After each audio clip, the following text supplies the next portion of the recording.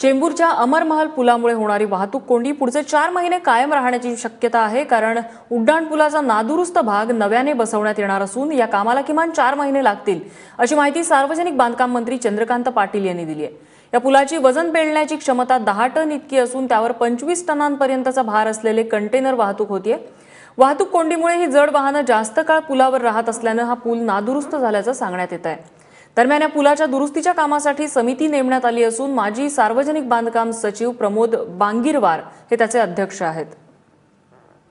प्रामुख्याने वरचं स्ट्रक्चर जे आहे ते एका ठिकाणी तयार होईल आणि आणून फिट करू, पण ते तयार होणं, आणून फिट करणं आणि सगळा ज्यामुळे हा प्रॉब्लेम झाला असं आमचं ठाम मत आहे की त्याच्यावर आवश्यकतेपेक्षा किंवा कल्पनेपेक्षा जास्त लोड झाला। एवढं ट्रॅफिक या ब्रिजवरून जायला असं वाटलं नव्हतं। आता ते ट्रॅफिक कंट्रोल करत करत हे सगळं करायचं असेल तर त्याला आमचं असं म्हणणं आहे की साधारणतः 4 महिने लागतील। 10-15 वर्षात ट्रकची टेक्नॉलॉजी किंवा ऑटोमोबाईल टेक्नॉलॉजी खूपच विकसित झालेलं आहे। आपण बघतो की 30 वर्षापूर्वी किंवा 25 वर्षापूर्वी फक्त टाटा 1210 किंवा अशोक लेलँड इतकेच ट्रक होते, ज्याच्यावरती एक्सेल लोड वर फक्त 10 टन।